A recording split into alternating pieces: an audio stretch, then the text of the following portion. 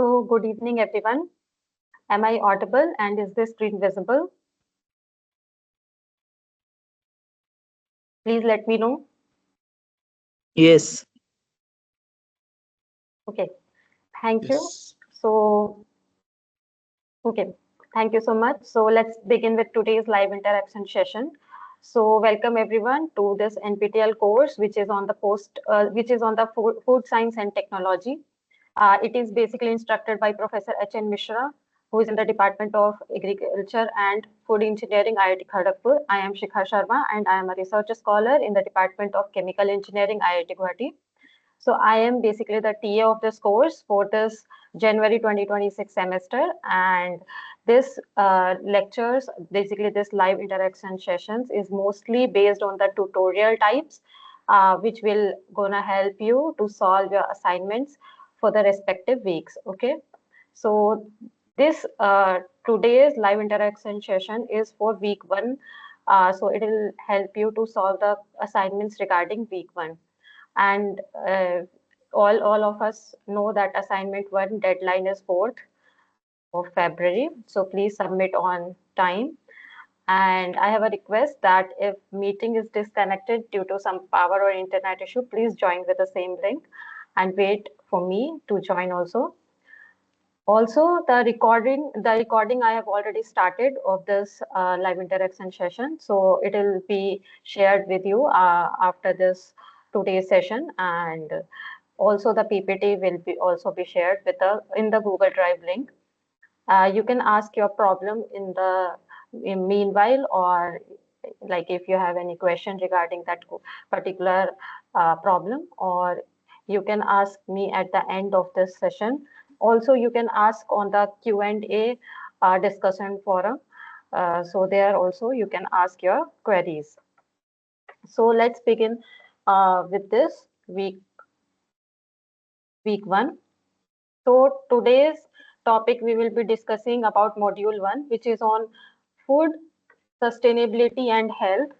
So it is basically consisting basic nature and type of foods, and then food production and processing challenges, and then it includes global warming and management of food losses, and then about energy and nutritional values of the food.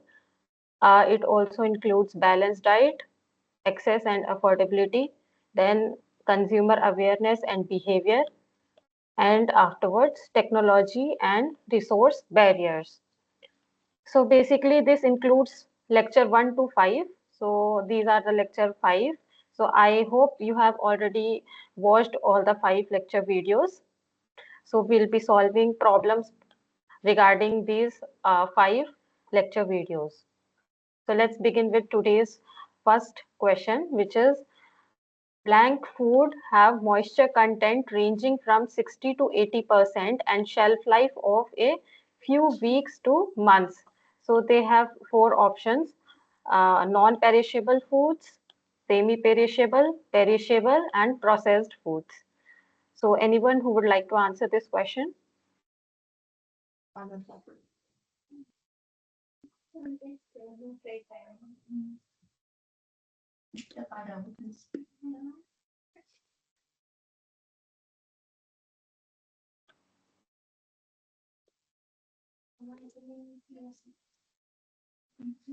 B, option B. Option B, okay, semi-perishable. Anyone else who would like to answer this question? Perishable. Option C. Option C, perishable. Ram Gopal is saying semi-perishable. So we got 2 answer as semi-perishable and 1 as perishable. So let's see. So semi-perishable is the correct answer here. So anyone who would like to define the basic thing, what is food basically?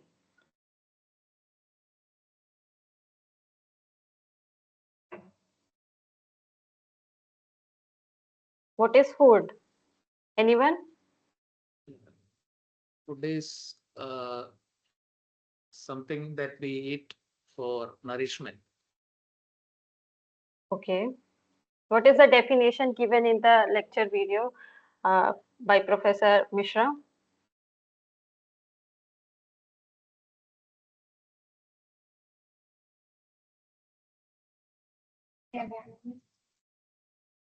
What is food?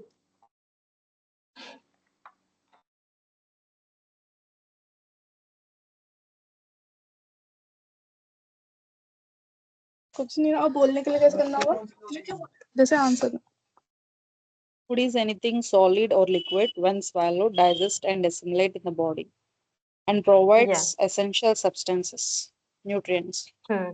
Hmm. For growth, for repair also, like that. Yes. Yeah.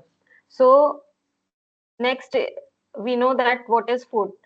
So food basically it is categorized in different classes based on the different criterias, like based on the nutritional content. It is classified in three terms: energy giving foods, bodybuilding foods, and the protective foods. So protective foods are basically vitamins, and bodybuilding foods are basically the proteins, and energy yielding foods are basically the carbohydrates. Second is based on the origin. It is the foods are classified as plant-based foods, animal-based foods, and synthetic foods. And then based on the processing, it is can be classified as processed foods and the unprocessed foods. And based on the perishability, it is defined as perishable, semi-perishable, and the stable foods, which are non-perishable foods. So here we are dealing with this class type of the classification, which is based on the perishability. Now let's see the definition of semi-perishable foods. So basically semi-perishable foods are having the moisture content in the range of 60 to 80%, which makes them more susceptible to microbial growth and spoilage as compared to non-perishable foods, while they are less prone to the rapid deterioration compared to perishable foods. So they are basically more perishable than the non-perishable foods, but they are less perishable than the perishable foods. So their shelf life basically can range from few weeks to few months.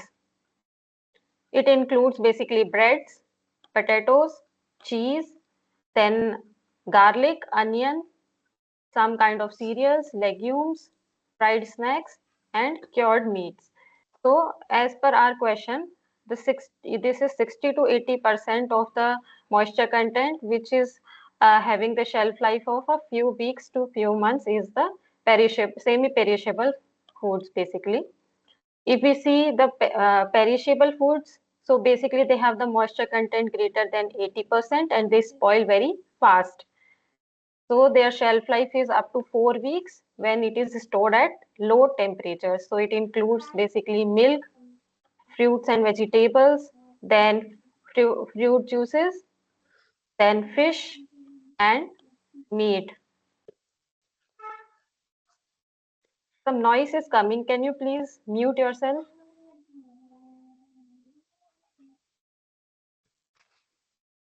Some voice is coming.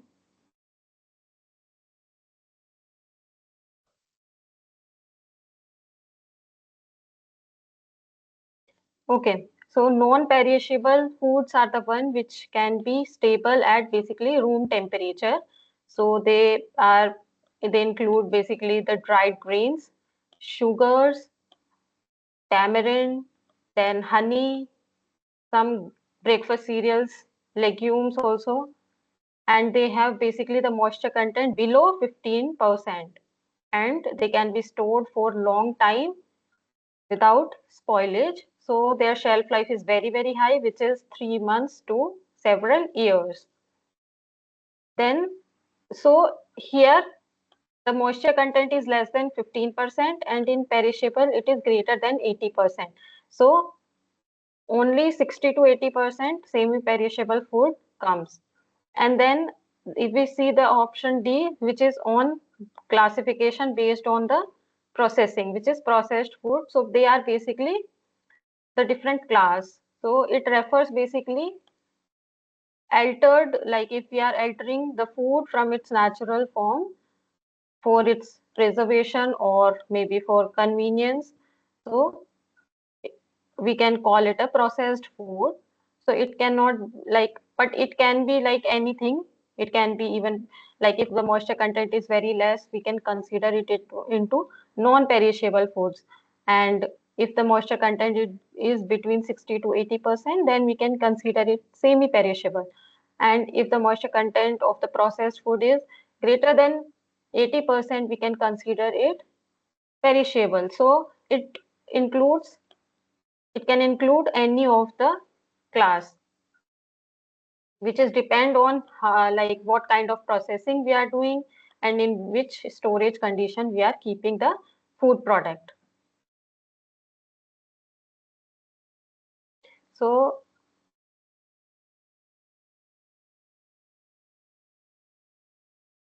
is this question clear to everyone? Can we move to next question, this one?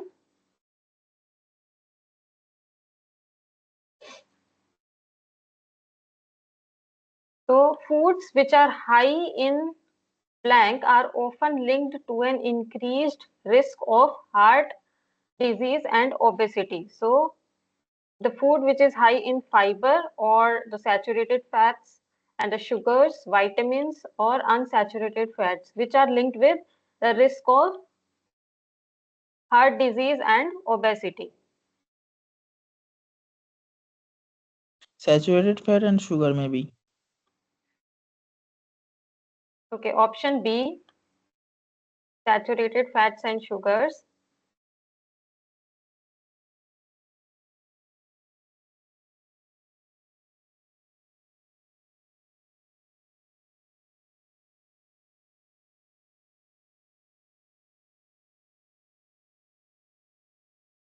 So we are getting B, B, B. Most of the people are saying B. Veera is saying, ma'am, I joined this course on 19. Can you please guide me? So what question you have, what kind of query you have?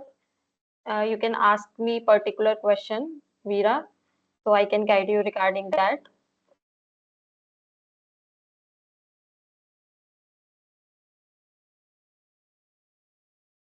Okay, so answer is B, which is saturated fats and sugars.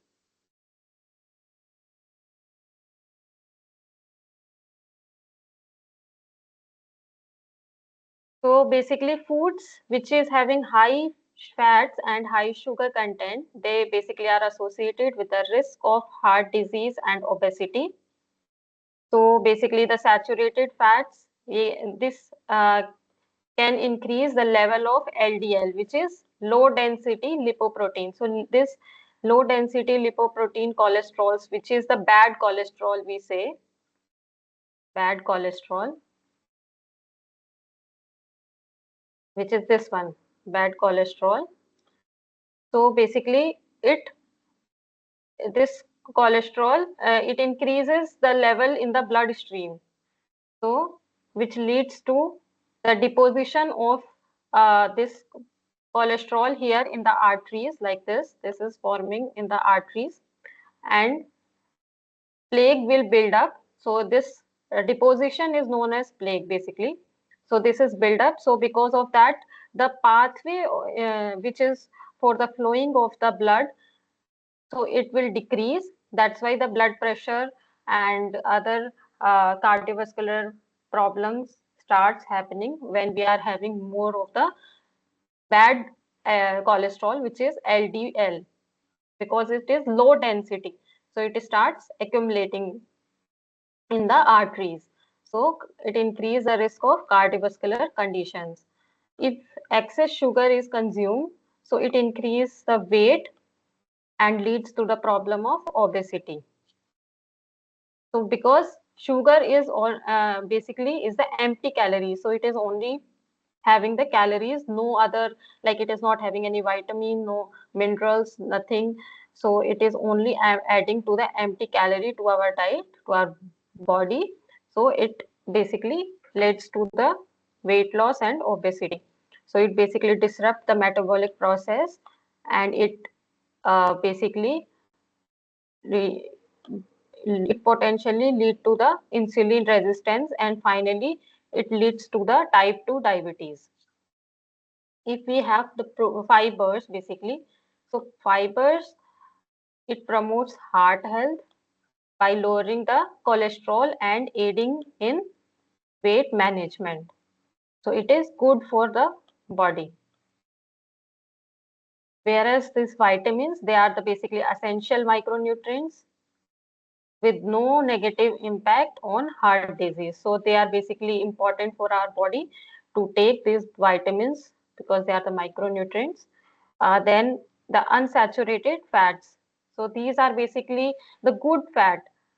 So it is found in olive oils and the avocados, and it is good for heart health because they can increase the cholesterol level and reduce the inflammation.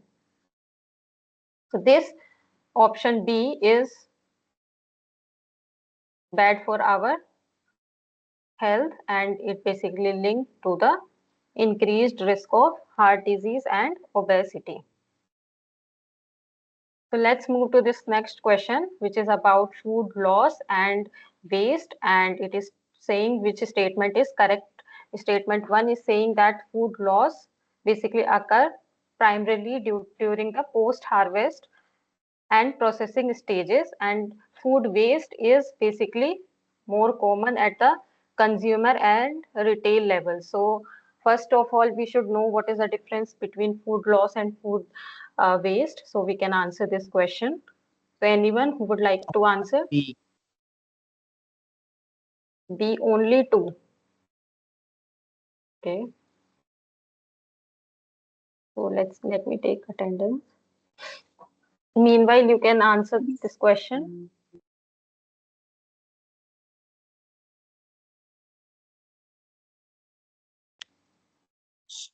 Only two. Only two. B.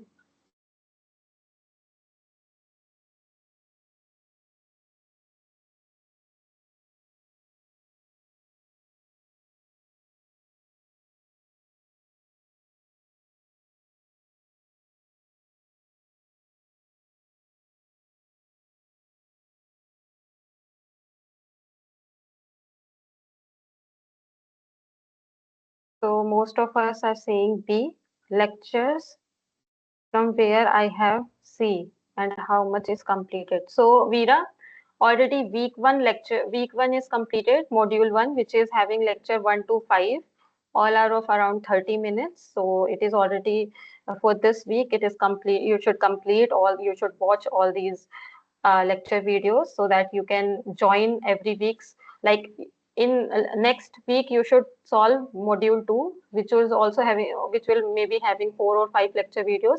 So before joining this tutorial video, which will help you to solve the assignment basically, so you should try to finish watching your videos.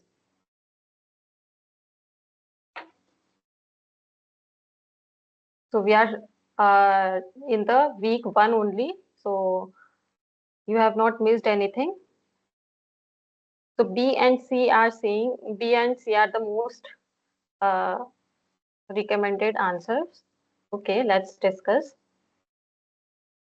So both 1 and 2 and only 2.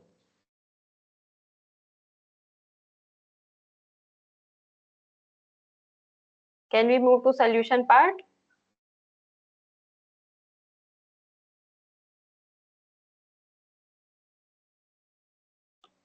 Yes.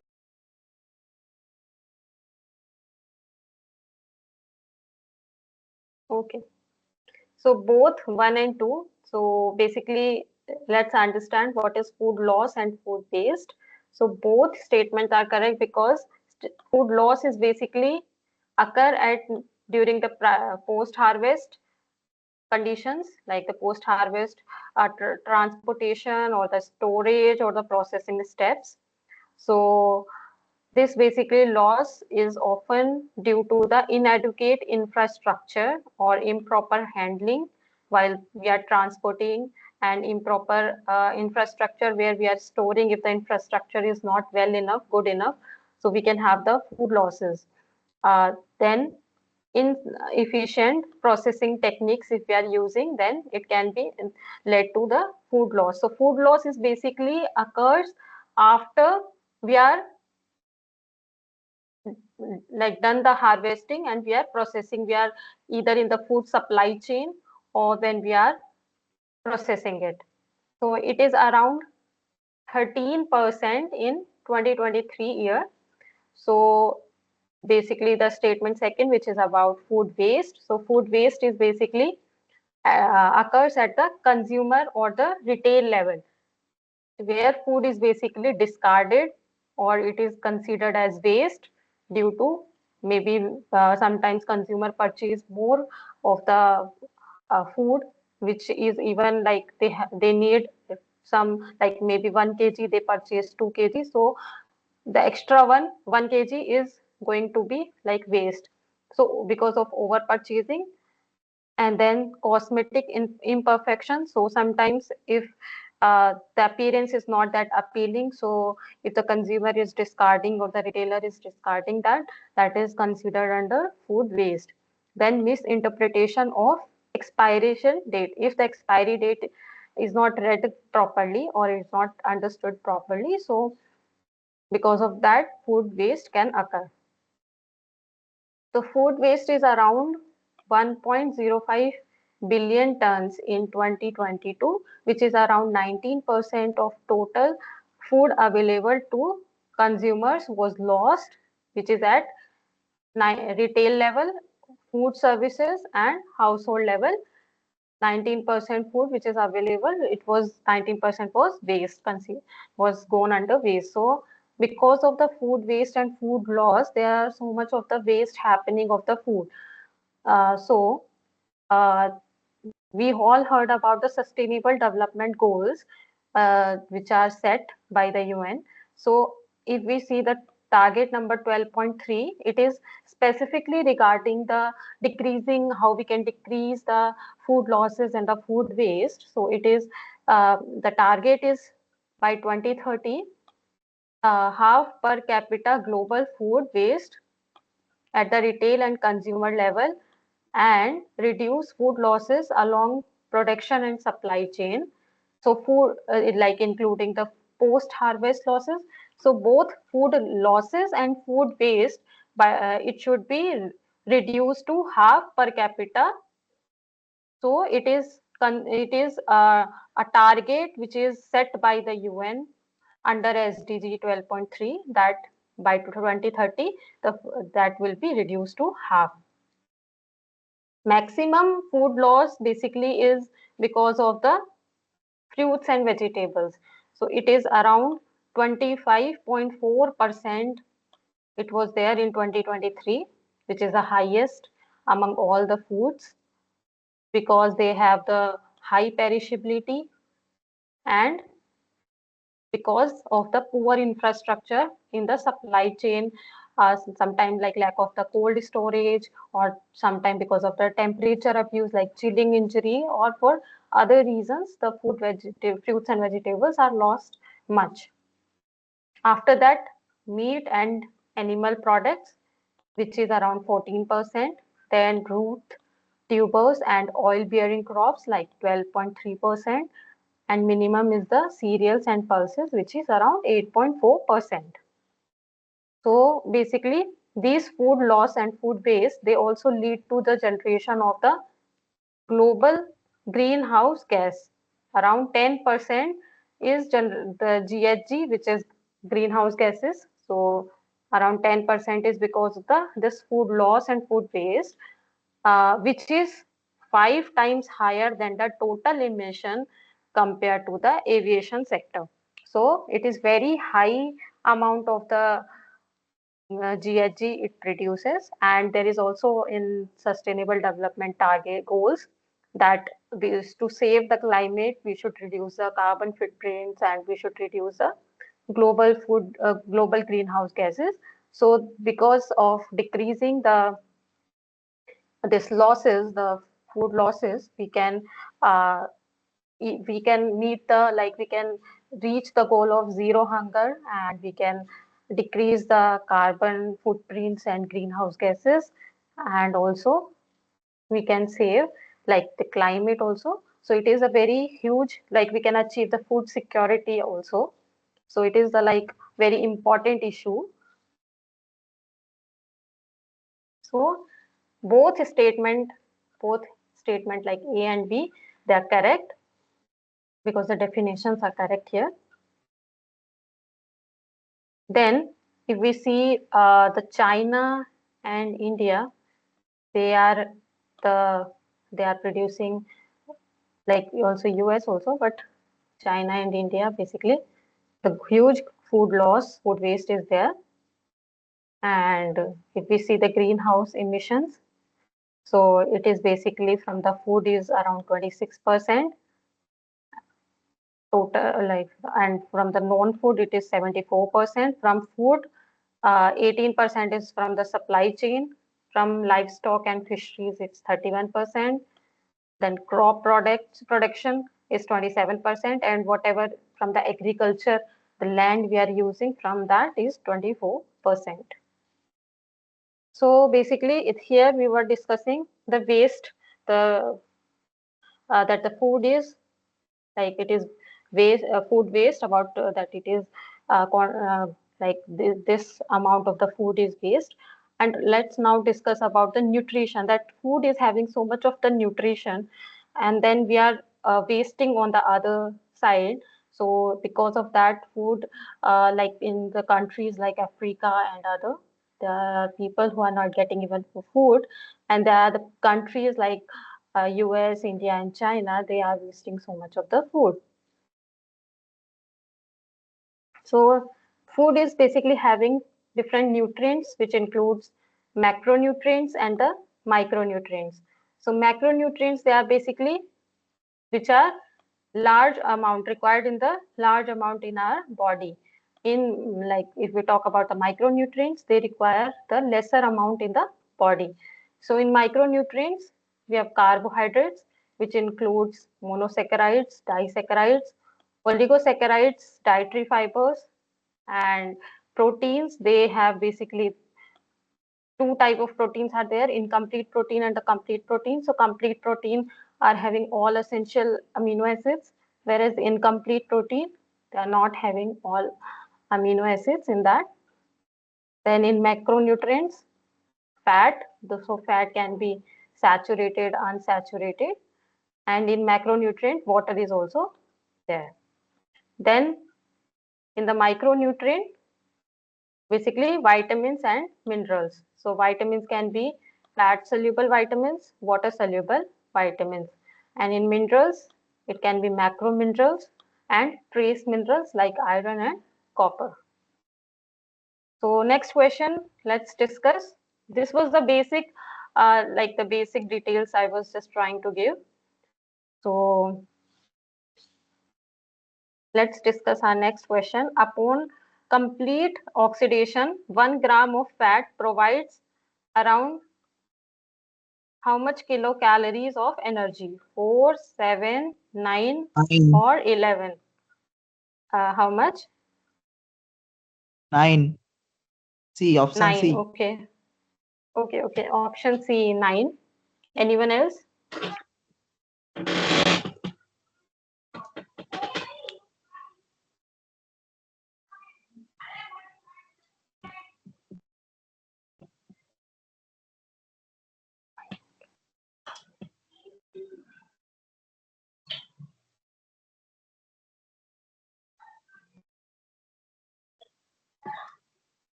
So maximum of us are saying C, that is option C, which is 9.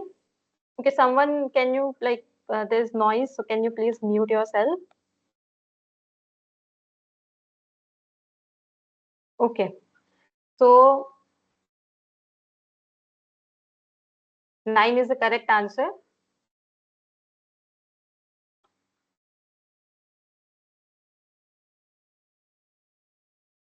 So basically, the fat is basically its main function is to give energy, and its additional function is to for the bodybuilding and repairing. So main function is to give energy. So 1 gram of fat, when it is completely oxidized, it gives 9 kilocalories of energy. So it is most energy dense macronutrients. And if we talk about the carbohydrates and the protein, it gives only 4 kilocalories per gram. So this high energy content basically is because of the chemical structure of the fat. So which is having long hydrocarbon chains that store a significant amount of energy. So in carbohydrate, if we see, there is the long chains. Sorry, in the fats, we see there are the long hydrocarbon chains. So like this. So because when it is like oxidized or like, so it gives high amount of energy, which is 9 kilocalorie per gram. So usually our body get energy from the glucose, right? Glucose is the main source of energy for our body. So when sometimes like when the glucose amount is less, then our body convert this fats, the stored fat, it will use to give us energy. So basically, what happens is for like from the fatty acids,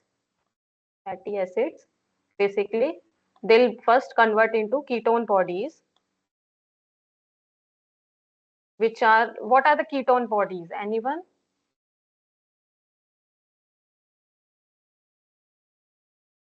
Anyone who will please tell me what is ketone bodies?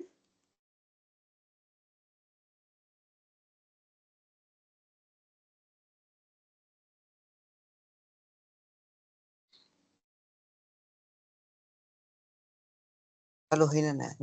Between carbon and oxygen, double bond are here. Carbon and oxygen double bond, ketone, yeah, ketone group is there. But can you tell me about more? Anyone who would like to add with his answer? Compounds having a functional group CO, acetyl C double bond O. Okay. Repeat, can you repeat? acyl group.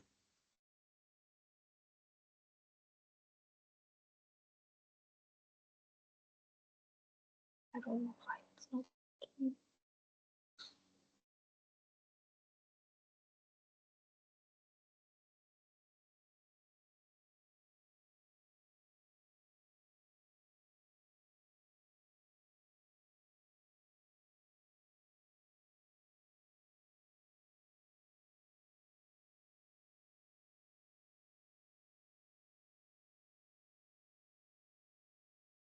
Yeah. So basically, ketone bodies are three ketone bodies are basically there. One is acetone, another is beta hydroxybutyrate, which is here mentioned here, right? And third one is acetic acid or acetoacetate, sometimes we say. So there are three ketone bodies. They are basically the water soluble and they have basically the ketone group, as everyone said, C double bond O, like this. So when when glucose is limited, so fatty acids, it form ketone bodies. So basically these ketone bodies, they are basically oxidized like this. The beta hydroxybutyrate, which is ketone body, so it oxidized into acetoacetate and further acetoacetyl CoA, then acetyl CoA, and this acetyl CoA will go in the Krebs cycle, or we can say it as a TCA cycle.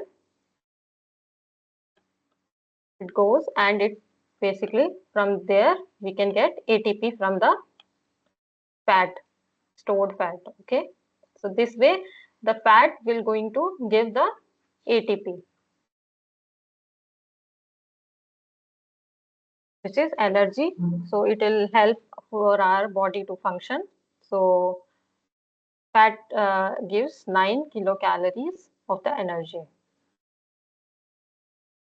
So let's discuss next question. So basically, in when glucose is basically giving energy, so which kind of like pathway it will follow? Anyone who can tell me about the biochemistry? Like it forms certain ATPs, right? When it goes under the different mechanisms.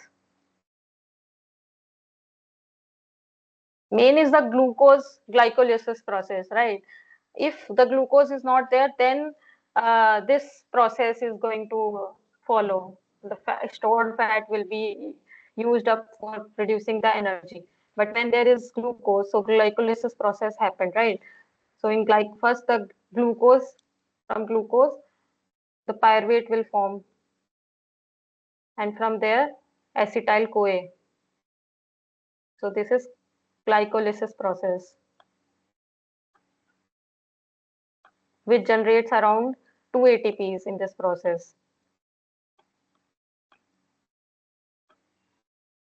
And after this, I will again go to this TCA cycle. And after the TCA cycle, the electron transport chain. From electron transport chain, it produces the ATP. So in TCA cycle, also around 2 ATPs it produce. And in electron transport chain, around 26 to 27 ATPs. Sorry, 26 to 28 ATP is produced. So overall, around from this glycolysis process, like from the glucose oxidation process, 30 to 32 ATPs are produced. So this is the main mechanism of our body to give us energy from the glucose. But when glucose is less, then fat will give the energy with the help of ketone bodies. Okay, is this question clear? Can we move to next one? This question. So we have two columns.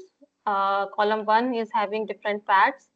One is saturated, trans fats, monosaturated, unsaturated, and polyunsaturated. And in column 2, different characteristics, and that there are different characteristics or definition is given. One is liquid at room temperature and found in olive oil. Second is solid at room temperature and increase the LDL, which is bad cholesterol. And then C is created through hydrogenation and increase the risk of heart diseases. And fourth is contain omega-3, omega-6 fatty acid essential for health.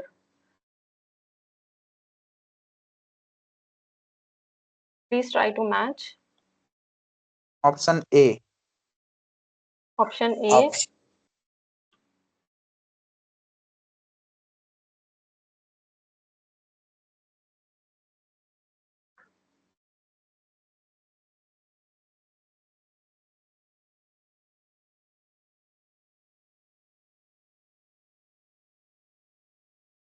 Everyone, most of us are on A, right? Okay, so A is correct. Basically, saturated fats are the one which are solid at room temperature, and they includes the animal, the fat from the animal products like butter and the meat, and all like they are basically in like contributes to the LDL, which is bad cholesterol, and it increases the heart disease risk. So it leads to cardiovascular diseases. Then trans fats are there. So they are basically the artificial fats, which are basically created when there is this process known as hydrogenation process. So, like when the liquid oil, so basically it is like the liquid oil, basically it's solid, and which may basically this in this what happens basically in this hydrogenation process. Anyone like the chemical reaction knows what is hydrogenation first?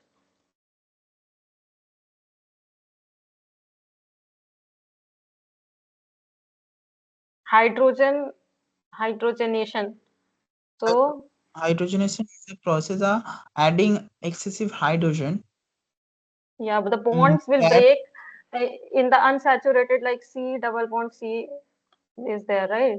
So when we process the like unsaturated, like when we like fat, when we if there is any double bond or any other bond, so this will break, or single bond also. Then either hydrogen here also two hydrogen will attach. So this is the process known as hydrogenation. So it basically happen when we are processing the fat, right, at high temperature. Am I correct? Yes, madam. Okay. So trans fats, they are basically the artificial fats. Why we are saying it artificial? Because they're created by when there is this hydrogenation process. Okay. So which makes liquid oils solid and stable. So the liquid oils will become solid when there is hydrogenation. So hydrogenated fat, we have this dalda, right? In the market, we know one of the hydrogenated fat, we say dalda. That's not good for health. And also when we are frying this the fried products like the samosas and the burgers and the like fries, when we are frying it at very high temperature, we can have this trans fats, which is very bad for our health. So it raises basically LDL cholesterol, and it lowers the good cholesterol, which is high density lipoproteins. It will decrease their amount, and the LDL, which is the low density lipoprotein amount, will going to increase, which will create the heart diseases. So next is the unsaturated fat. So in unsaturated fats, there are two type of fat: mono unsaturated and poly unsaturated. So mono unsaturated means that we are having one unsaturated bond. One unsaturated bond is mono unsaturated, and if we have multiple like omega 3 and omega 6, so it is poly unsaturated. So in monounsaturated, it includes olive oil, and it remains liquid at room temperature, and it is good for heart health, and it improves cholesterol balance.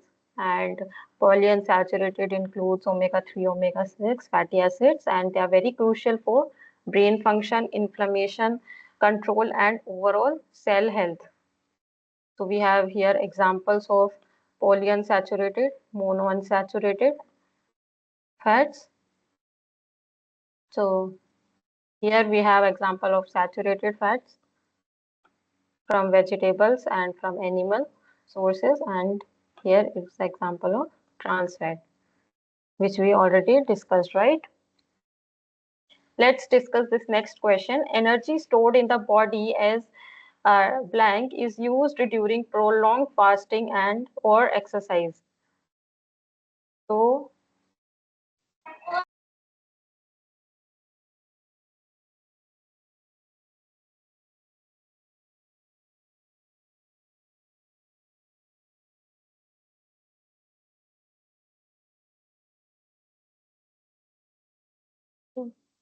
Siva Swami's bone removal, okay.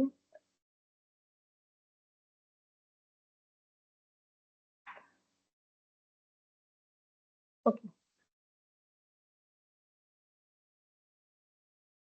So everyone is saying D, cellulose.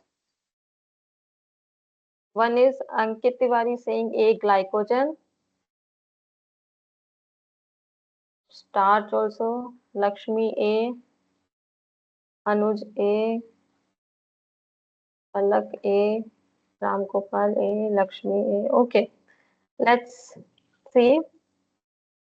So it is basically glycogen A. So glycogen is basically the primary energy reserves stored in the liver and muscles, so which body uses when there is the prolonged fasting or exercise. So when the body needs extra energy, like during the physical activity, or when food intake is limited, so the glycogen basically is broken down into glucose, and it is released in the bloodstream to maintain the blood sugar level and supply energy to the muscles. So here the protein is basically not preferred energy source basically, and it is basically used uh, for the tissue building and repair, and it is used when the glycogen is depleted. After that, protein is used for energy source, otherwise it is basically used for tissue building and repair function. Then is the starch. So basically starch is a plant-based storage form of the carbohydrates and is not stored in the human body. So starch is in human body, glycogen is basically used for the energy storage. And in plants, starch is the one which stores energy. Then cellulose is basically the kind of fiber, so indigestible carbohydrates is it is the indigestible form. So it is act as a dietary fiber and it does not provide any energy. So if we see the pathway, so the glycogen, this is glycogenolysis. So it basically converts into glucose 1P and then P is phosphate basically. So then it undergoes in the reversible reaction glucose 6P and then it finally forms glucose. Then this glucose will going to utilize in the process of energy production. Okay, is this question clear? Can we move to this next question about BMR?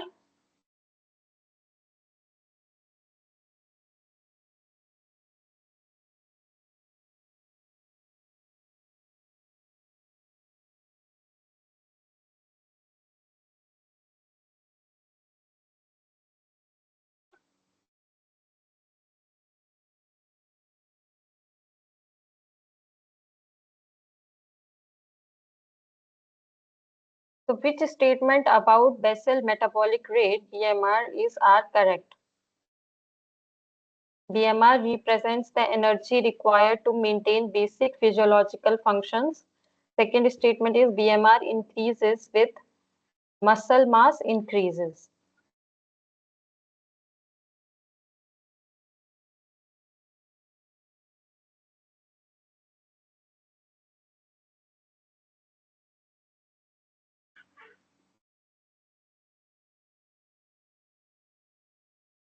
A and C, most of the people are saying A and C.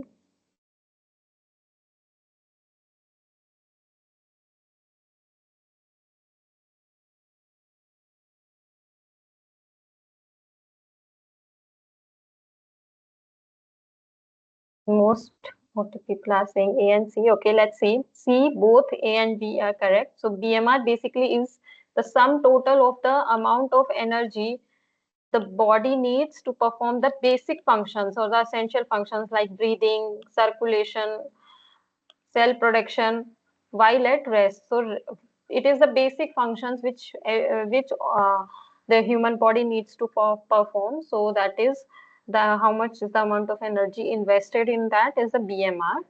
So these physiological activities, they are crucial basically for sustaining the life, and it requires energy even when the body is not doing any of the physical activity. So the option first one is statement first is correct, and statement one is second is saying that BMR increases if the muscle mass increases. So basically muscle tissues, they are basically metabolic activity, so they require more energy to maintain compared to the fat tissues. So if the muscle mass is increasing, so for uh, so their metabolic activity increases, so it basically take more energy, so the to maintain while even at rest it takes more energy, so higher BMR will we can see the higher BMR because the body needs more energy to support the greater muscle mass even at rest. So statement 1 and 2 both are correct. And if we see that percentage BMR, and if we see like after eating certain type of food like protein, carbohydrates, and lipids, so after uh, eating, it has been measured and it has been seen that if protein is there, so the PMR percentage is more, and even with the time, so it will increase and it will peak at some time and then it will decrease. Whereas if we see carbohydrate, so carbohydrate BMR is less and lipids is more less. So we can see how much energy, like the heat uh, will produce by different kind of food. So different kind of food if we consume, so the BMR basically the rate it will be different for different kind of food. So statement 1 is also correct and statement 2 is also correct. Let's see the next question, which is about glycemic index. So we need to tell which statement is correct, that food with higher glycemic index cause rapid decrease in blood glucose level. And the statement second is amylose rich food have lower GI than amylopectin rich food. So which statement is correct? You need to tell this.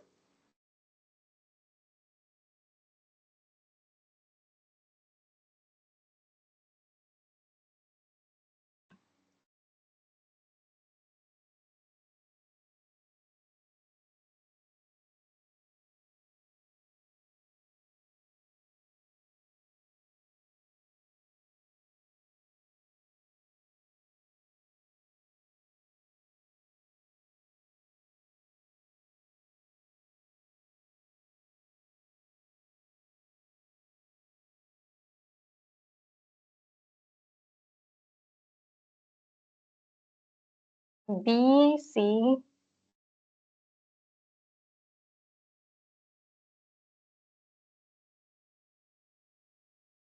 only two, both 1 and 2. Okay. So glycemic index only two second statement is correct. First is not correct. Let's understand why. So basically glycemic index is a way of ranking the carbohydrate containing foods. So the food products which are having carbohydrate, we divide them based on the glycemic index. So it means that how slowly or how quickly the carbohydrates is being digested and increase the blood glucose level over a period of time, which is usually 2 hours. So glycemic index uses glucose as like the GI score is 100. So first what we will see a particular food, how much it is, like how the rate is there to digest it, and then we'll compare it with the glucose, which is the reference 100, and we'll give that particular food a particular GI number, so that food is categorized into that. So there are three kind of GI foods: high, medium, and low. So in high, white rices and donuts are there, and the pure sugars are there. And the medium, whole wheat bread, mango. In low, banana and the soya protein shakes. So they are the low GI foods, less than 55.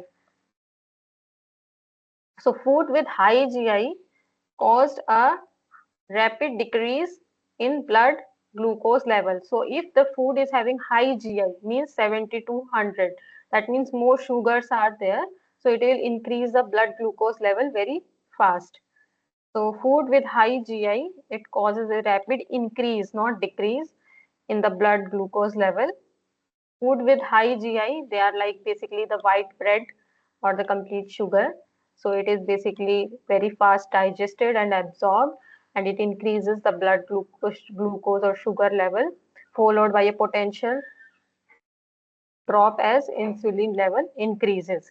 When then body will produce insulin because the blood sugar level is very high, then this will decrease then the blood sugar level will be low.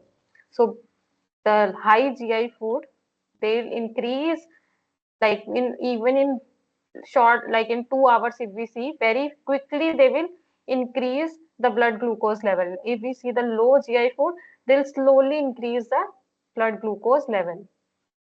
So statement 1 is incorrect. Let's see the next statement, that GI is calculated by measuring area under. So as I told already, that GI is calculated basically, first the area under this curve is calculated and a relative value is assigned as a GI number when we compare with the glucose or the reference one, which is 100. And if we see the amylose rich food, so amylose rich food, they are basically the legumes and certain types of the starch. They have the lower GI, because if we see the structure of amylose, it is basically the linear structure, if we see. So when it will be there in the food, so there will be this kind of linear compact layers in the food like this. And so it will form the compact and linear structure, which will, so this will be very compact and linear structure. So the enzymes like alpha amylase,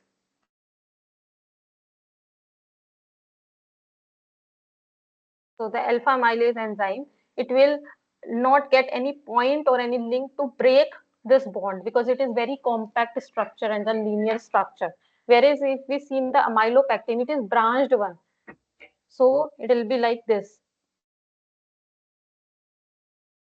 So alpha amylase can come and can find this link to break the structure. So its GI is, the amylopectin GI is higher, whereas amylose, it will not degrade that fast or decompose that fast. So its GI is lesser. So only statement 2 is correct. Is this question clear? Can we move to this next question?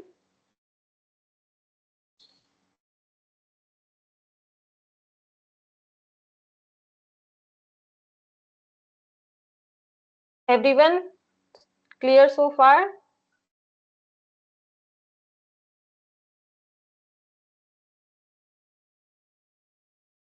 Shivaswamy, okay, ठीक है. Let's move to next one.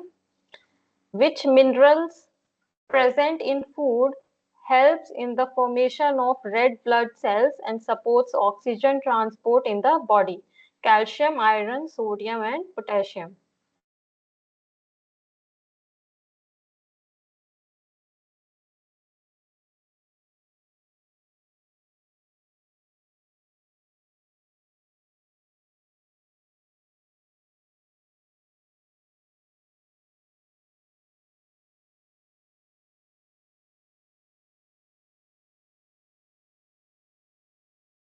B, iron.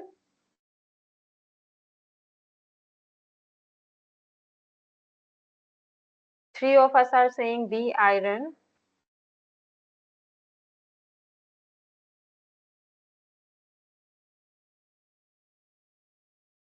Oh, everyone is saying B, iron. Okay, let's see.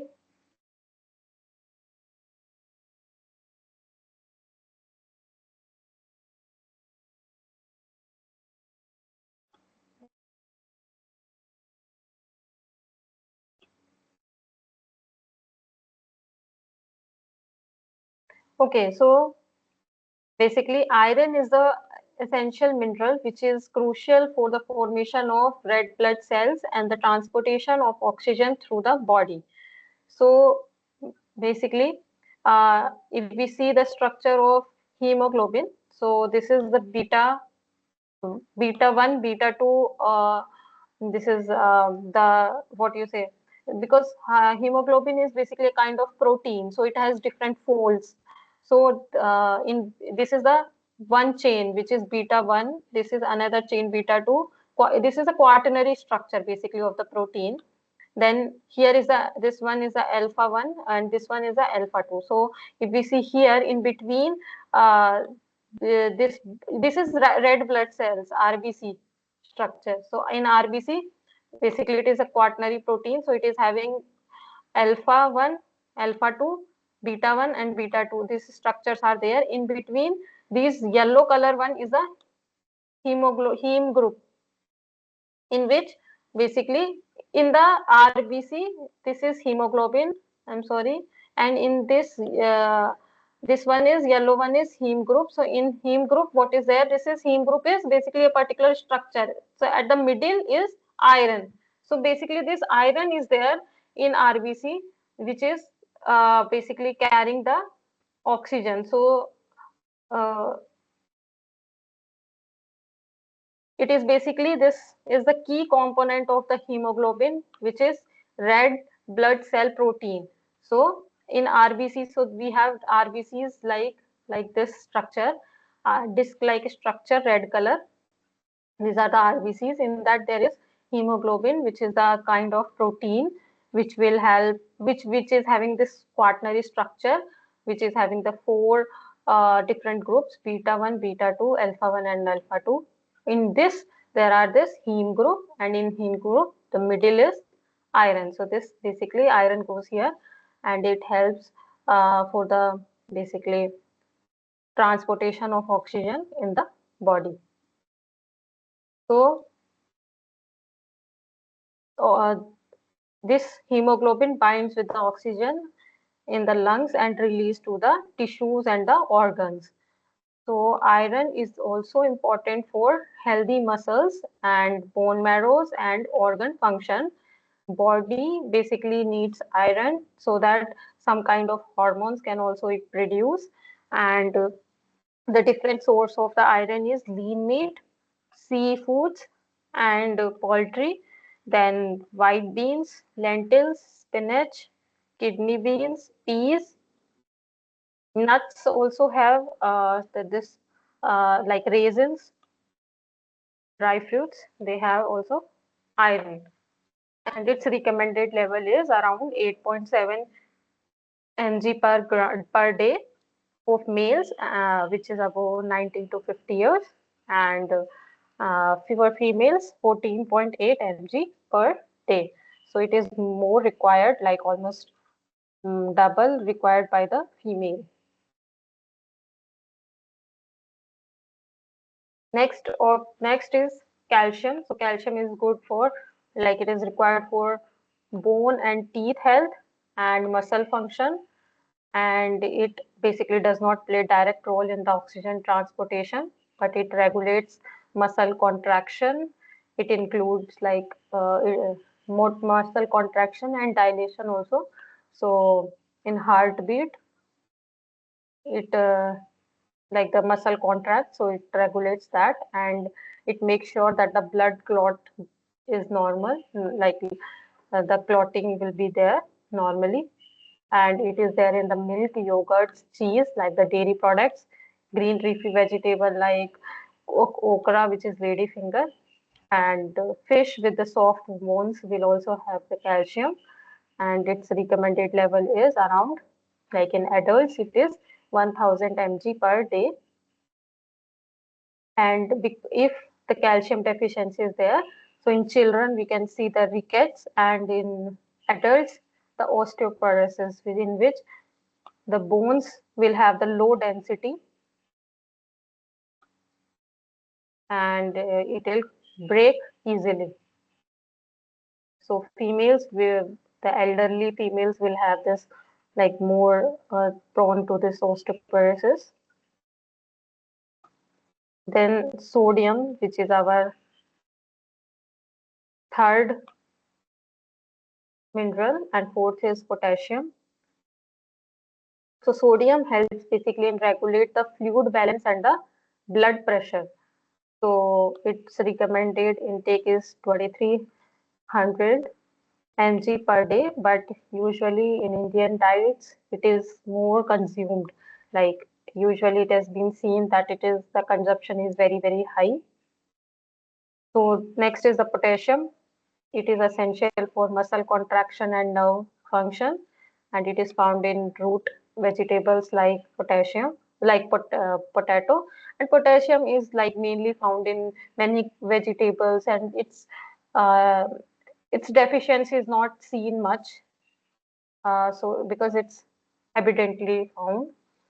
So its recommended level is in adult males around 3400 mg per day, and in females 2600 mg per day. And it is also not used in the red blood cells to carry the oxygen. So only iron is there which carries oxygen. Next question is excess intake of which mineral can lead to water retention and high blood pressure?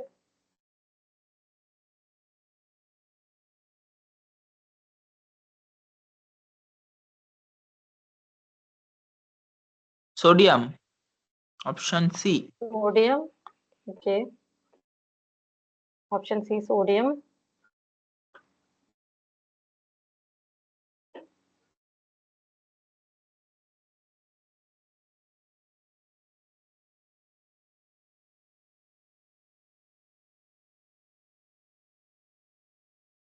Maximum of us are saying sodium.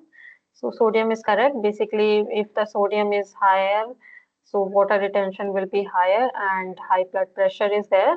So sodium basically it helps to regulate the fluid balance as we discussed.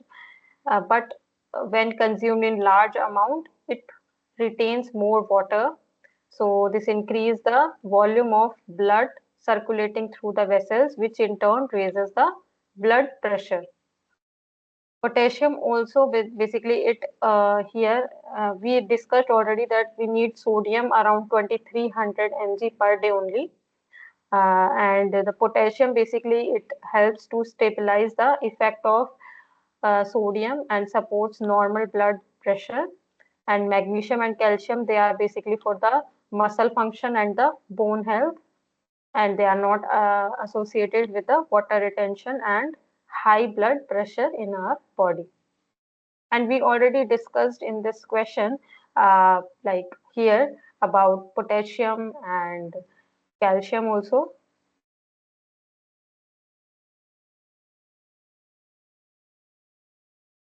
Next question is, which of the following nutrients is essential for preventing anemia?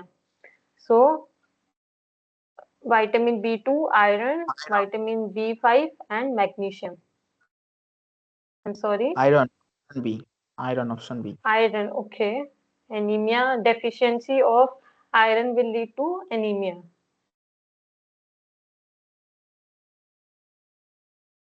Everyone agrees to us.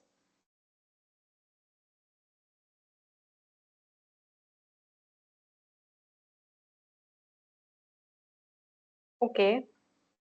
And so iron is there. So iron basically, as we discussed, is the crucial component in the hemoglobin. So basically, it is responsible for carrying the oxygen and transport it through from the lungs to different tissues and the organs. So we know that here iron is there, which binds with the oxygen.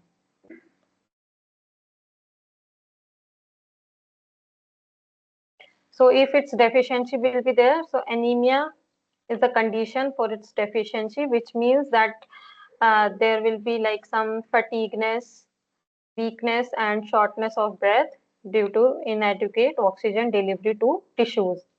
So its recommended level, RDA level, is for different age groups and for different like males and females. So it is given.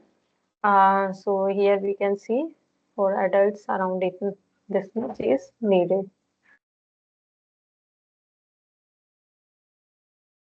If we talk about magnesium, basically magnesium is important for muscles and nerve functions, and basically it is used as a cofactor. What is cofactor? Which can be help this protein or hormones increase or help helpful, maybe. increase the. So when there is some biological reaction, so there are enzymes and cofactors, right, to increase the rate of reaction.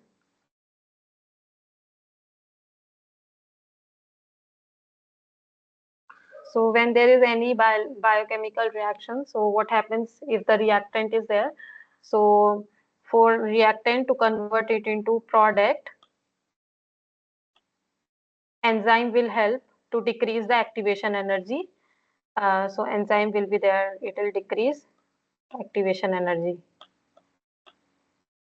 So cofactor will going to help the enzyme and it will multiply the rate of the reaction. So basically magnesium, it is act as a cofactor in even more than with the more than 300 enzyme systems in our body. So we can understand that how much important it is to for our body to conduct day-to-day biochemical reactions. So it basically regulate diverse biochemical reactions in the body, which includes protein synthesis, muscle and nerve functions. Also, blood glucose control it helps, and in the blood pressure regulation. So magnesium is basically required for energy production, oxidative phosphorylation, and in glycolysis process. It basically also contribute to the structural development of bones and is required for the synthesis of DNA, RNA, and the antioxidant glutathione. Magnesium basically also plays a role in active transportation of the calcium and potassium ions across the cell membranes and is a process like it important for the nerve impulse conduction. So also for the muscle contraction and normal heart rhythm. So it is like very important mineral. So if there is deficiency of this, so it is known as hypokalemia, and it is basically found in banana, then leafy green vegetables, legumes, nuts like apricots, and its recommended level is around 320 mg per day for women and 420 mg per day for men. And if we talk about vitamin B12, B2, which is also known as riboflavin, so it is basically heat stable vitamin and it is water soluble vitamin. So it is act as a coenzyme in two reactions, like with two reactions. One is with FMN and another is FAD. So basically these are important for the basic cellular functions in the growth and development and the metabolism of fats, drugs and steroids and in energy production. And it is found basically in eggs and then this like the kidney and the liver meats and lean meats and milk. And its deficiency can lead to endocrine abnormalities like thyroid hormone insufficiency and skin related diseases like redness and also like hair problem, hair losses, and then like sore throat and then itchy and red eyes and the degeneration of liver and nervous system and then cracked lips also we can see and sometimes uh, like there is some wound will be there in the corner of the mouth. It is because of the vitamin B2 deficiency. Next is vitamin B5, which is water soluble also, and it is basically uh, in the form of CoA, and basically it is found in beef, chicken, organ meats, whole grains, and some vegetables, and it is also evident, so its deficiency is not that much.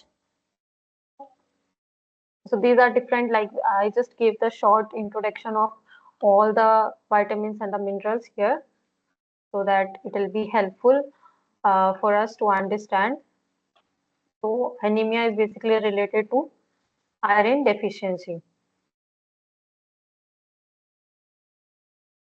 So next question, let's see. According to ICMR guidelines, carbohydrates basically should make up dash percentage of the balanced diet. So as per the guidelines from the ICMR, how much carbohydrates we should take? 50 to 60%. 50 to 60%. Option C. Okay, Bhaskar, 50 to 60%. Anyone else?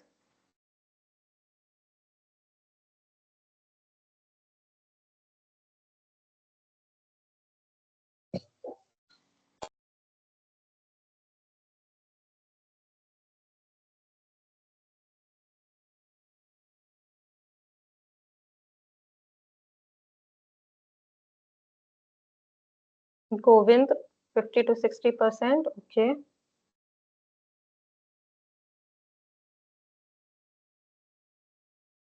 Maximum around 50 to 60%. So 50 to 60% is correct. So balanced diet is basically the diet in which we have different kind of varieties of the foods in like different in the adequate amount, like all protein, carbohydrates, fats. They should be in correct proportions, so that the daily requirement of all the nutrients should be met up. Like it includes everything, like the macro and micronutrients both. So we should have, like, this is the uh, plate, food plate, which is provided in the ICMR website. So it says that a vegetarian meal should include all these things, like fruits around 150 gram, vegetables 350 grams. Then next is the cereals and pulses 240 grams. And then in pulses, basically 90 grams, and nuts 30 grams, and fats and oils altogether should be 27 grams, and milk or curd 300 ml. So it it can be taken to complete the, like, to make a balanced diet or to complete all the essential requirement for the human body. So basically carbohydrate, we need 50 to 60% of the total daily caloric intake in a balanced diet. This proportion will help our body to receive adequate supply of the energy for carrying out various physical and metabolic activities. If we take like 10 to 15%, or if we take around like 20 to 30%, so that will not provide the sufficient energy to our body. And if we uh, take higher amount, 65 to 75%, so that will provide more energy which will not be able to consume, so that will leads to the problem of higher weight and obesity. So protein intake should be around 10 to 15%, and total fat should be 20 to 30%, and total carbohydrate should be 50 to 60%. So option C is correct here. Let's discuss this question about the deficiency and the malnutrition. So the primary cause of Kwashiorkor is a deficiency in vitamins, carbohydrates, proteins, and fats. Protein, vitamin C. So C, protein. So basically, we have the malnourishment. If there is malnourishment, includes both the deficiency of particular nutrients and even excess. So if there is an imbalance, so there will be this. We can call that state as malnourishment. So it can be like over nutrition or undernutrition. So if there is excess nutrition, it can create this problems like overweight, obesity, like that. And if underweight is there, so undernourishment is there, so wastings or other underweight or some kind of micronutrient deficiency will be there. So like Kavashkar or marasmus is there. So they are basically related to protein calorie malnourishment. So here in basically Kavashkar, what happens is protein deficiency is there. So if a children is having Kavashkar, it can look like this. So basically protein is needed for the growth, tissue repair, immune function, and maintaining the fluid balance in the body. So if there is protein deficiency, so we can see that swelling in the abdomen and the feet and muscle wasting will be there, and poor growth rate will be there, and even the weakened immune system will also be seen. So because of that, Kavashkar disease can occur. So if the carbohydrate and the fat is there, so basically this carbohydrate and fat is for the physical and metabolic activities. And if we see the protein plus calorie both deficiency, then it is the state is known as marasmus. So vitamin deficiency, it cause different kind of malnourishment. Like because of that, several disease can be there, like scurvy for vitamin C deficiency, and rickets for vitamin D deficiency. But there will not be result in any symptom characteristic of Kavashkar. So this is Kavashkar. Is American So as, multinational technology giant. so as we discussed, that Kavashkar is the insufficient protein intake, whereas marasmus is for the insufficient protein plus energy intake. So this is the, and if there is like both the problem, we can see marasmic Kavashkar will be there. So in Kavashkar, what will happen basically, since protein is low, so what will happen, different chemical reaction will be there, and we can see the hypoalbuminemia will be there, and then low oncotic blood pressure and edema. Edema, we discussed that in this condition there will be swelling of different parts of the body, and because of the low protein, ferritin amount will be low, and the like low hemoglobin and low anemia, like the anemic condition will be there, and because of the impaired lipoprotein, fatty liver will be there. So we can see this kind of the mechanism is there in the Kavashkar.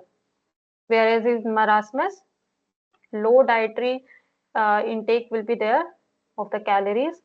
So the glycogen level will decrease, and because of that, the different kind of energy producing metabolism will be there. So protein catabolism can also occur in that condition, and because of that, the further it will degrade the health condition of the children. Okay, so is this clear so far? Can we move to next question? Which of the following is a significant cause of micronutrient deficiency? Overeating proteins, high water consumption, excessive fiber intake, or consuming calorie dense but nutrition poor foods? This question is very simple. Option B. Option D, consuming calorie dense but nutrition poor foods, right? So micronutrient deficiency basically is because if you are eating more of the calories but not having any nutrition. So it is because we are eating more of the junk food. So these foods, they'll have this junk foods will have high amount of the fats and the sugar. So they'll contribute to the calories, but they'll not have the minerals and the vitamins in them, so body will not able to function properly. Overeating protein, it will not cause the micronutrient deficiency, but it will lead to kidney stone or kidney stress disease. And if we are taking excessive fibers, then nutrients will not going to be able to absorb properly, because fibers will in the stomach, it will basically impair the, or it will decrease the absorption of vitamins and the minerals.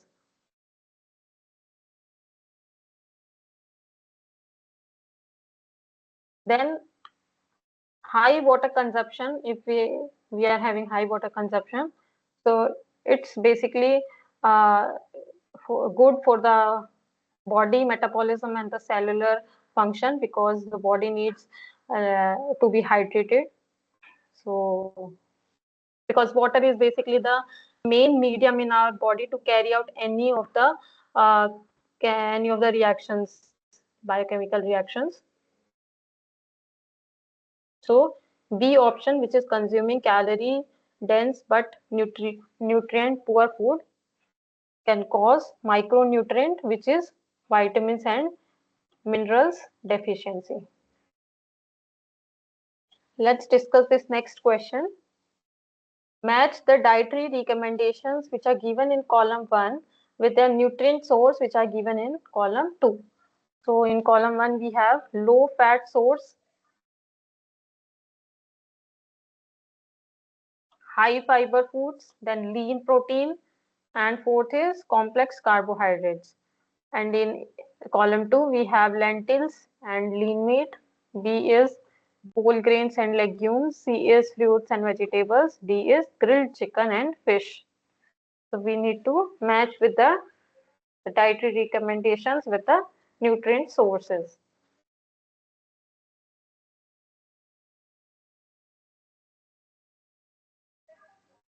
Option A, maybe. Option A.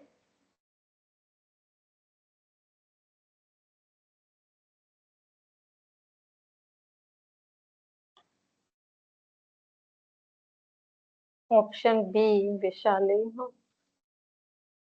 Shivaswamy. Option B. Govind also. B option. So we have A and B. Two. Okay, let's see which one is correct and why. So option D is correct here. So low fat sources, it is basically the grilled chicken and the fish. So in grilled chicken and fish, it is basically the low fat sources, and it is essential for a healthy heart, and it has minimal saturated fats, and it provides good amount of the proteins.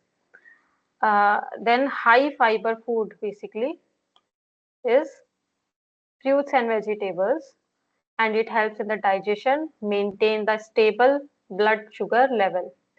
Lean protein is basically in the lentils and the lean meats, and this lentils and lean meat.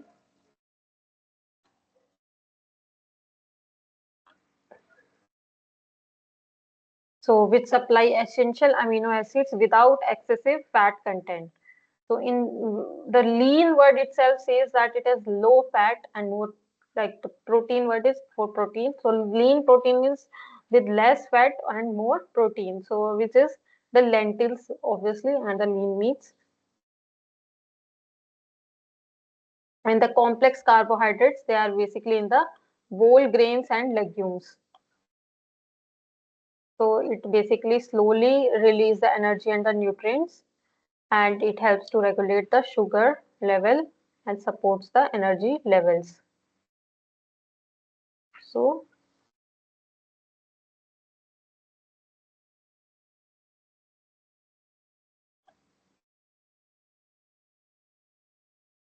option D is correct. Yeah. Let's discuss about now the sustainability. So sustainable food systems basically aim to meet the needs of the present without compromising the ability of future generation to meet their blank needs, economical and nutritional and environmental and economic, and fourth is economic, nutritional and environmental.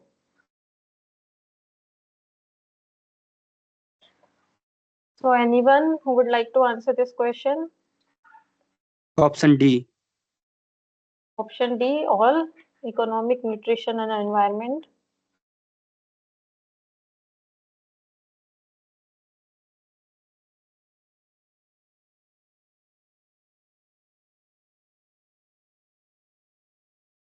Okay, so let's see answer. Maximum of us are saying D only, so D is correct. Basically, it is about balancing the sustainable food system is about balancing the economic, nutritional and environmental needs to ensure long-term food security and resource conservation. So meeting the economic needs means that we should create such food system which is profitable for both the farmers and it can be affordable to consumers, which also provide the fair wages and economic opportunities. Nutritional needs means that the current and future population should have the access of healthy, diverse and nutritional rich food. And the environmental sustainability, it focuses basically on the preserving the natural resources like water, soil, biodiversity, and about reducing the greenhouse gas emissions so that the climate change can be mitigated. So option D is correct. Now let's see this question. In column 1, we have the challenges about implementing sustainability, economic, social challenges, and technological and regulatory challenges.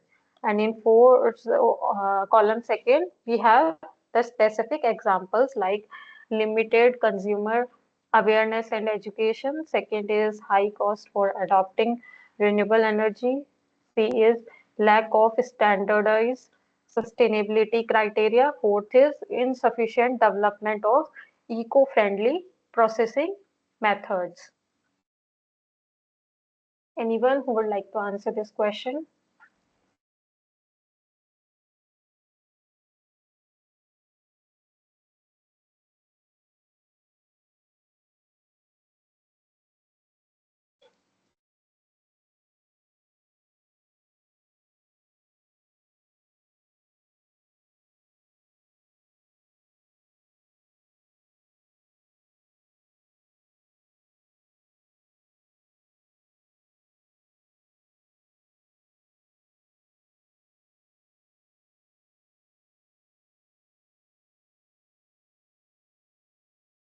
So we have more of option A.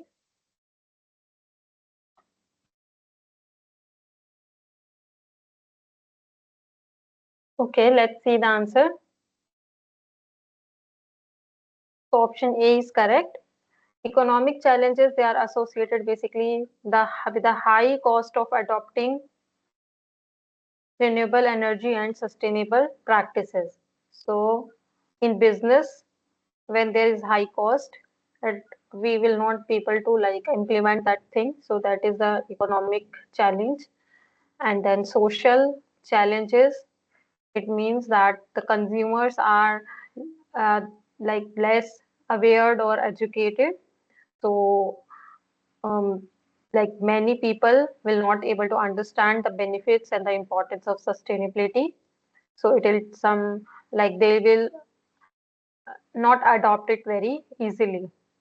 Then technological challenges, it involves insufficient development of the eco-friendly processing methods, so which limits the industrial ability to implement more sustainable solutions effectively. And the regulatory, which means that there is a lack of standardized sustainability criteria. So for companies, it will be difficult to align with the rules and the regulations, and for customer, the trust about the sustainability claims will not be like able to trust that whatever the claim is there about sustainability, is it correct or not.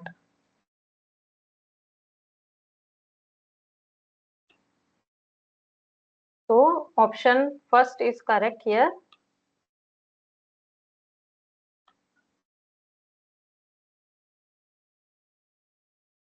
So in the lecture slides, the challenges are given about the economic cost, which is high implementation cost, which is under economic cost, and this is the technological gap about the, like in the developing countries, the farmers, they are lack of technology. So, and also this is also comes under economic, where the market and global price pressure will be there. And this is under the social knowledge and training. Less knowledge and training will be, like at the customer end is less. So it is like difficult. Culture and tradition can also come under the social challenges. Then we have different like other challenges also, like the social culture here, like some are vegetarian people or some are following some particular diet. So there will be some kind of the dietary preferences when there is promotion of the sustainable diets or something like that. And the regulatory issues in the policies can be there, which is not fitting with the consumers or for the industries. So let's discuss this next question. Which of the following practices most effectively reduce the carbon footprint of food production? So first is local and organic farming, even if yields are lower. Then vertical farming that uses high energy for lighting but saves space. Monoculture farming with efficient water use but depletes soil nutrition, and the conventional farming where the minimal land is used but high chemical input is there. So basically here we need to tell which kind of the agriculture practices they effectively, like they reduce the carbon footprint in the when the food production is there. So carbon footprint is basically an environmental indicate which is telling that how much amount of the greenhouse gases are emitted in terms of the CO2 equivalent. So like either the direct from the direct activity or the indirect activity, how much amount of the greenhouse gases are emitted. So we need to tell which out of this, which agriculture practice is basically reducing the carbon footprint.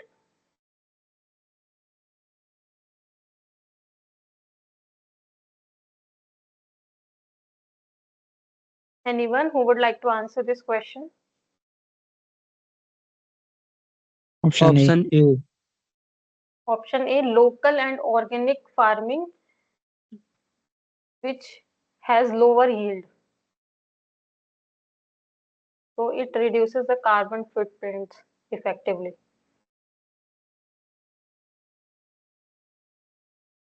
Anyone else who has different answer than this and accept than A?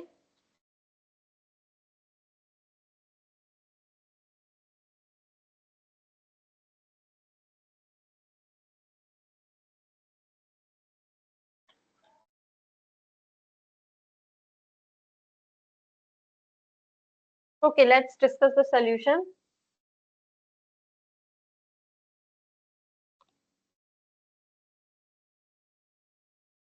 So answer B is correct here, vertical farming.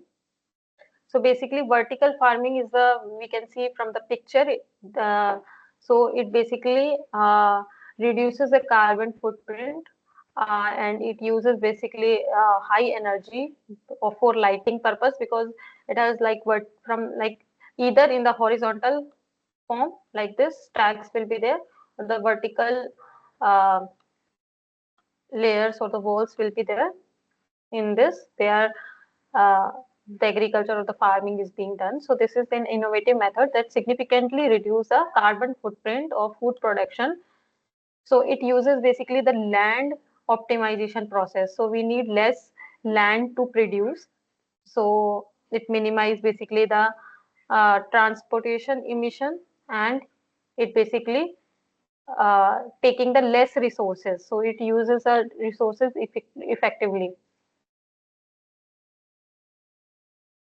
It requires high energy input because we need to do artificial lighting, and we need to maintain particular temperature and particular relative humidity.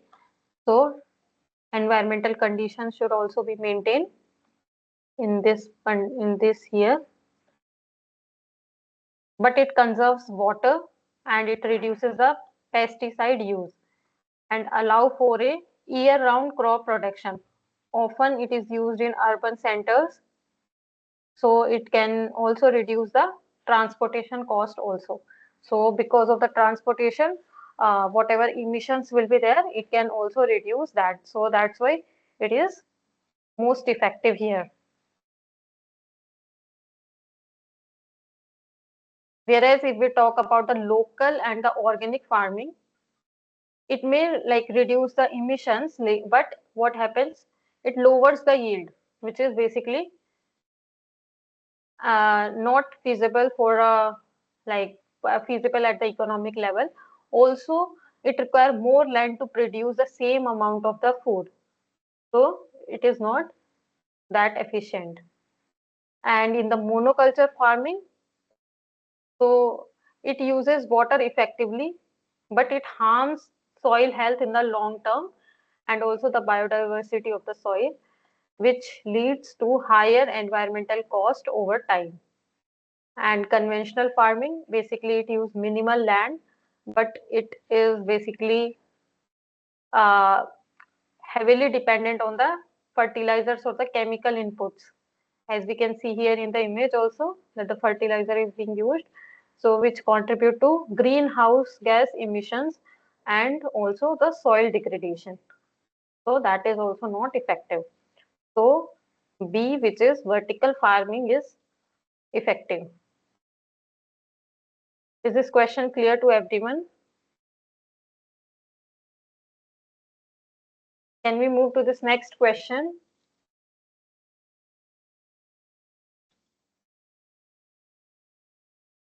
So which among the following technologies is most effective in contributing to food sustainability? One is compostable bioplastic that degrades under specific conditions, recyclable single-use packaging that may still end up in landfills, C, eco-friendly synthetic packaging made from non-renewable sources, and fourth is biodegradable packaging designed to break down naturally.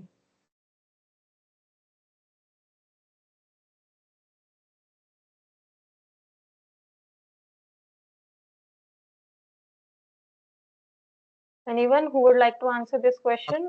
C. Option C. Option C, okay. Eco-friendly synthetic packaging, okay. Made from non-renewable resources.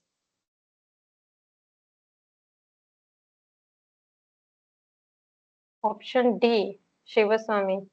Biodegradable packaging designed to break down naturally. Biology B, recyclable single-use packaging that may still end up in landfills. Most effective in contributing food sustainability.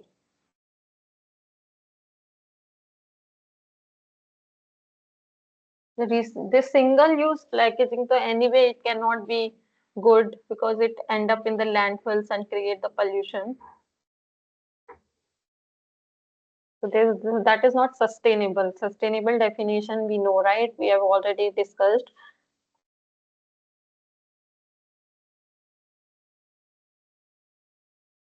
Govind is saying C.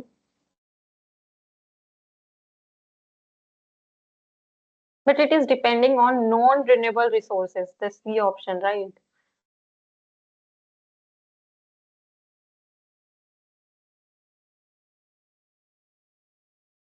Okay, let's discuss the solution. So D option is correct. So basically compostable bioplastic, they are the one which basically are sustainable, but there is one problem that they will degrade on in particular kind of condition. So if we will not get that particular industrial condition to decompose, like a particular kind of temperature is required, particular kind of microorganism is required, or particular degradation setup is required, and particular RH is required, so particular enzymes are required, so it will not be that effective. And recyclable single-use plastic packaging basically is not properly recycled.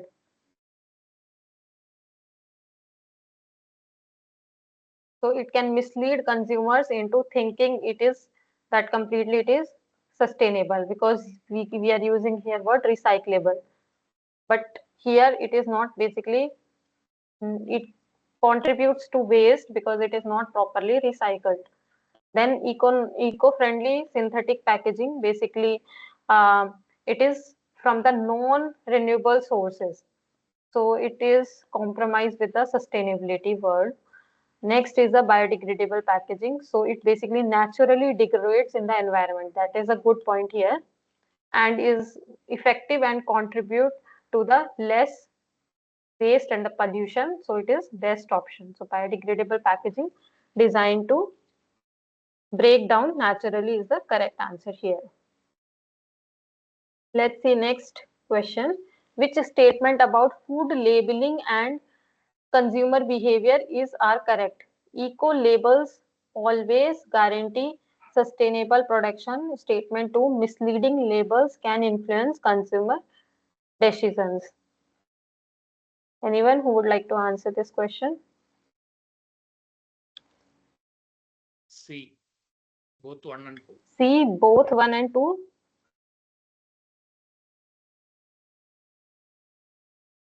B, ROK, B.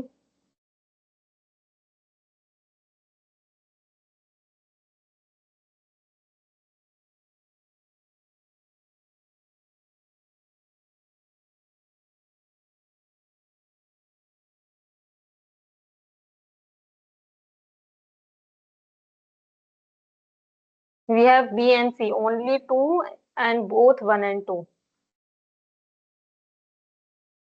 Two options.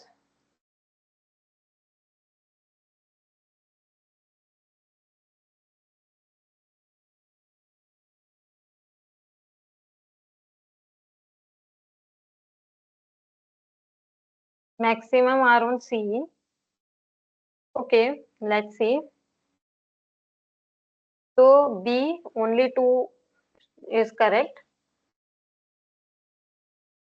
So basically eco labels are the one, so they are the mark which is placed on the product packaging. So if we see on the product packaging this kind of mark, that is that particular kind of mark, that is eco labels.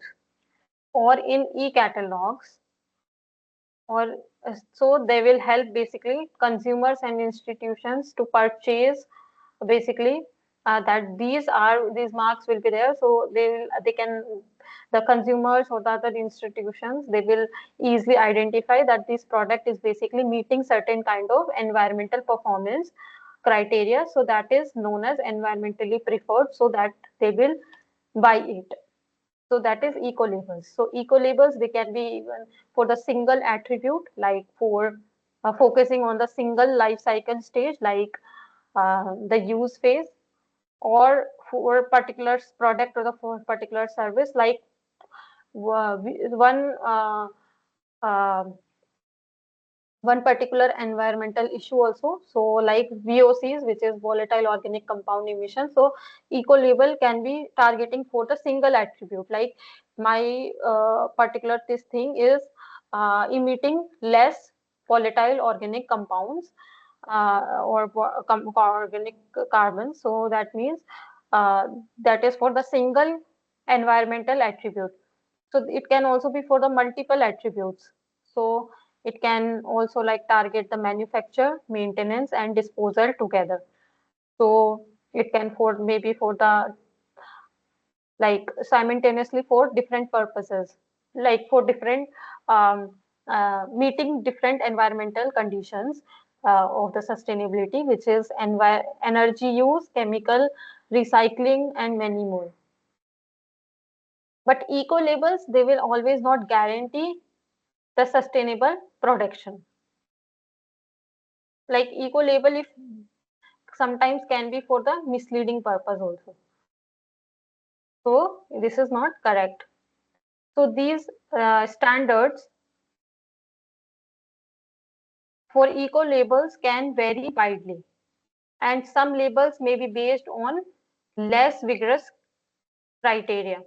So which will basically leading to greenwashing. So where products are marketed as environmental friendly, but without actually meeting that particular stringent sustainability standards. So this can be misleading. So misleading or vague labels can be there. So it basically, this statement 1 is basically not correct, and statement 2 is correct, which is misleading labels can influence consumer behavior. So yes, it can influence consumer behavior. So consumers may make purchasing decision because they can have the perception that it is eco-friendly. So the product, like even if the product environmental impact has not been substantially reduced. So these are the eco labels like go green, 100% ecological clean, like that, eco-friendly, eco footprints, green farm. So these kind of labels, they don't have, like some countries like Europe, they have the particular strict guidelines regarding it, but some countries are not having. So sometimes it can be misleading. Like people can, or consumer can read and understand that it is 100% natural, whereas actually it is not, or it is having just one ingredient which is 100% natural or not others, like that. So it can be misleading to consumers also. So here only B statement is correct. So today we discussed different topics, like we discussed about food and health. So we discussed about the definition of food, nature and types of food, and then effect of various food on health. Then we discussed about the food loss, food security, and the food waste also. And then we discussed about the nutritions like iron, magnesium, sodium, potassium, vitamin B2, vitamin B5, their roles in our body. And we discussed about the energy or the fat, different type of fat, and how they contribute to the energy. And then we discussed about the balanced diet, the ICMR guidelines for the balanced diet, and about malnutrition and what are the deficiency diseases. And at the end, we discussed about the sustainability, about the challenges, and also about the misleading labels, also about the sustainability, which are eco labels. And in the next week, we will be discussing about food quality characteristics, physical properties of food, textural and rheological properties of food, thermal properties, relationships, and food structure and quality relationships. So this is my YouTube channel link here. So after this lecture, I'll be uploading this video here of the lecture, and this is the Google Drive link here. So this PPT you can find on Google Drive link, and you can join the course discussion forum, which is like if you go to the main portal of the course. So this is the Q&A tab. So if you click the Q&A tab, you can join this discussion forum. So you can ask your questions there. So the NPTEL team and I would try to reply. So thank you so much for joining today's class. So next session will be on next Sunday. And if you have any doubt, you can stay. Otherwise, you can leave the meeting. Thank you so much for joining. Ma'am, I Yes. have some questions were asked in the forum, but it has not been replied. Ram Gopal, Yes, yes, ma'am. today, by the end of today, I'll answer your questions. And in one question, I saw your questions already. It's just I will answer today. So it's like one question is about mental health and emotional health. So if so, let me tell you that they are basically the different terms, but they are correlated. They are different, but they are correlated. So it's emotions are emotional health. It basically includes the depression, anxiety. So sometimes we eat food or just to like feel better. So it's like that. And sometimes we are mental health is related to like your sometimes we say it's not 100% scientifically correct that eat almond your brain will be more active, or eat omega 6 or omega 3 your brain capacity, like the thinking capacity or the or like the cognitive capacity will be more. So it's different, but your mental health can like if you are like emotionally, they are like two different, but sometimes they are related. It's like that. Okay, Or thank you. second question, I didn't understand. You said A1, B1. I didn't understand actually.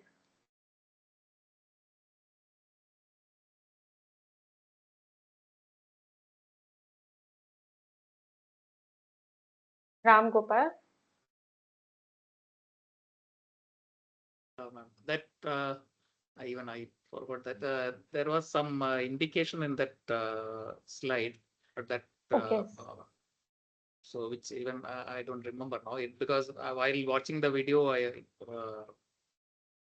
Okay, I'll see and answer. Because right now, like I was just confused about what you were asking. So like arrow A1, B1 arrow, like I didn't understand your question properly. So next time when you put your question, please like try to frame in more detail. yeah, sure. And one more or one clarification. Can water be water is considered nutrition? Can water be considered as a nutrient? So water is basically a macronutrient. We consider it into nutrient, okay? Because it also like it carries oxygen also. So it carries some other like we usually don't drink distilled water. We drink water which is having the different minerals also included in that. So that is considered under the macronutrients. Okay, thank you, ma'am. Thank you so much. Okay, thank you.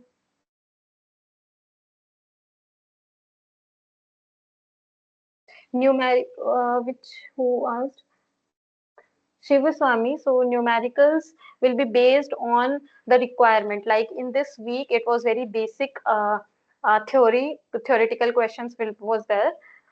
So there was no as such numericals were forming from this particular this course, this module one. So I discussed like the basically the theory part. When there will be numericals in certain modules, I will be discussing definitely the numerical problems also. Okay, thank you so much everyone for joining today's session. I am closing this recording and then I will leave the meeting. You can leave the meeting if you don't have any doubt.